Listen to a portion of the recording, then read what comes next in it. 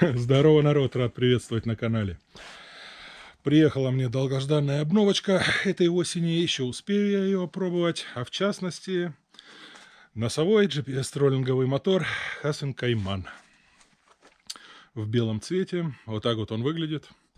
Давно я о нем мечтал.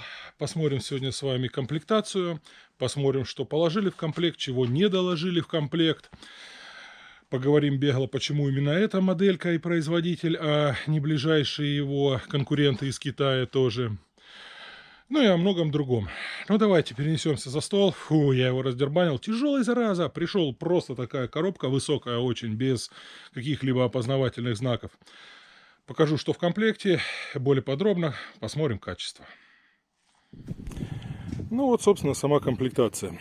Я все достал сразу из пенопласта, чтобы более подробно вам было уже это все видно. Ну, по порядку. Сам двигатель белого цвета. Самое интересное качество я ожидал похуже, что на нем будет исполнение. Ну нет, достаточно неплохо, но более подробно рассмотрим сейчас попозже. Дальше по комплектации. Пластиковый трехлопастной винт. Что интересно, на 12-вольтовом он трехлопастной, а на 24 и 36 уже двухлопастной винт. Родная зарядка для блока питания. Макулатура вся валяется дальше. Два комплекта для установки винта. Здесь можем видеть штифты, гайки, аноды, болты крепления, киль, который будет установлен вот в этом месте, вот таким вот образом. Стяжка. Стяжка довольно интересная идея. Сейчас объясню для чего. Во время транспортировки вот здесь снизу можете наблюдать своего рода петлю. Она обхватывает вот в этом месте штангу и прижимает ее. Но на самом деле все равно на лодке, позже будет видео, буду устанавливать, разумеется, сюда какой-либо упор, чтобы он вот так не болтался. Так, дальше по комплектации. Ключ, довольно удобная штука, на самом деле это ключ для установки винта, вот под вот этот вот комплект, под эти гайки, чтобы винт открутить, снять, ни ключики, ничего не нужны. Ремешок на шею, подвес для пульта, или же второй подвес с карабином для каких-либо других мест. Ну и сам пульт. Версия мотора 1.6 прошивки. Последний пульт, который с якорем и который с автопилотом, с удержанием курса, я бы назвал это больше. Как видите, пульт слегка изменился относительно прошлых версий. Из плюсов могу сказать, что теперь по факту приложение для этого мотора как таковое и не нужно нам. Все делается с пульта, но только если точки или маршрут проложить. Так, по комплектации, наверное, все. Давайте более подробно рассмотрим мотор, посмотрим его качество исполнения, которым я остался на самом деле достаточно доволен. Пара слов по версии мотора. Как вы можете видеть вот сейчас на фото пульт, это последняя версия 23 года, прошивка 1.6. 1.6 сколько-то, они тоже там различаются, которая включает в себя постановку на якорь с пульта, что на первых версиях было невозможно, и кнопку круиз-контроля. Они называют его круиз-контроль, я бы назвал все-таки удержание на курсе. Более подробно все вот эти вот функции, все возможности мотора, как после установки, уже на воде, наверное, сниму отдельный обзор. Если нужно, пишите в комментариях и поговорим. Потому что многие люди снимают характеристики мотора, как он тянет, нагрузку, но забывают о начинающих пользователей, которые вообще толком не знают, для чего он и какие у него либо возможности. Более подробно, если рассмотреть качество мотора, по крайней мере в белом цвете, я не нашел ни до чего докопаться. Крышечки все аккуратно. Если видите, наверное, на полозьях везде смазка. Все прекрасно. Все закрывается без зазоров, без щелей. На самом деле ожидал, я, как говорил, более плохого качества. Ну вот, докопаться, как оказалось, не к чему.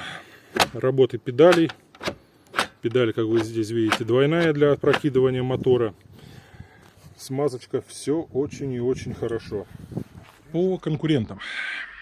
Когда выбирал я мотор, я смотрел на китайских производителей, потому что сейчас Моторгайды, X3, да и все остальные именитые производители стоят как чугунный мост. Цены вообще неадекватные. И сперва посмотрел на фирму Хайба в белом цвете, пингвин. Мне так понравился моторчик, я его посмотрел вживую, все. Ну, думаю, ладно, гляну конкурентов. Sea Pro, точная копия от Хайба, только в черном цвете, прям вот реально отвратительнейший, ребят, пластик. Ну, на мой взгляд, ну вообще вот он мне не понравился. А на Каймана я посмотрел абсолютно случайно. Увидел его на лодке в белом цвете, посмотрел и не понял. По качеству пластика не уступает ничем Хайба.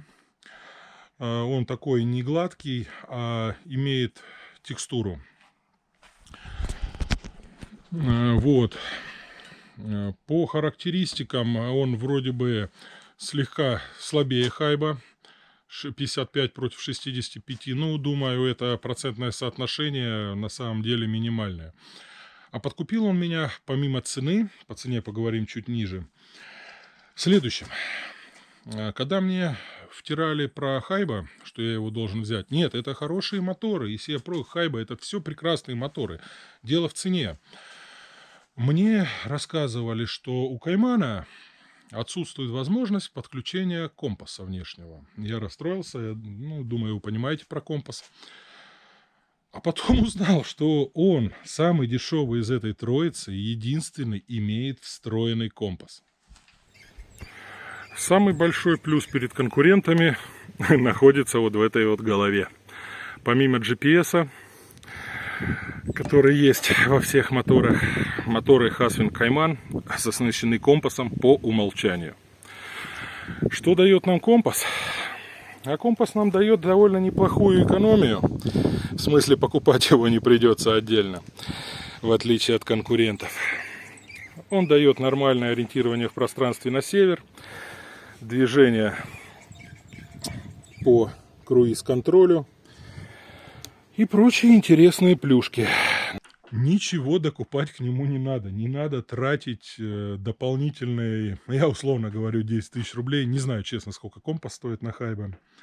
Поэтому этот разъем ему в априори не нужен.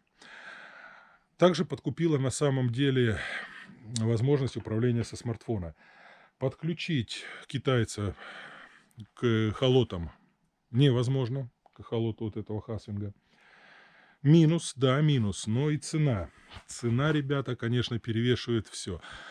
С другой стороны, на смартфоне, у каждого из нас, наверное, есть смартфон, мы можем делать в приложении все то же самое. Проходить маршруты, ставить точки, возврат по маршруту, идти по маршруту. Ну, все эти функции, которые позволяют более дорогие моторгайды и прочее. Все это можно делать на телефоне. На самом деле, с одной стороны, плюс, с другой минус, потому что удобная навигация на эхолотах начинается только от очень дорогих сенсорных моделей. На более дешевых моделях это практически нереально выполнить нормально. Ну, по ценам следующее. На момент снятия видео мотор был приобретен за 71 тысячу рублей. Sea Pro, ближайший конкурент, стоил 87. А Хайба стоил уже порядка 108, по-моему, тысяч рублей. Чего не хватает на этом моторе? Наверное, педали. Но, с другой стороны, если бы я ловил воблерами, педаль была бы актуальна. А так как я все-таки больше ловлю джигом, наверное, все же педаль не так сильно мне важна. Ну, конечно, ее наличие лишней бы не было. Ну и итог, что сегодня у нас получилось. Все-таки я его не удержался и воткнул. Вот так он смотрится на кайманчике. Здесь нужно ставить будет стойку поддерживающуюся. Но более подробно уже все на воде. Потом посмотрим и покажем, как я и говорил. Еще он везде бардак в лодке, еще все недоделано. Но я доволен. Ну вот и все. Вот такой кратенький обзор на мотор. Полный обзор, как я и говорил, на воде сделаю позже, со всеми функциями, со всеми возможностями. Поэтому, ребята, если чем-то было полезно, ставим лайк, подписываемся. До новых встреч, счастливо!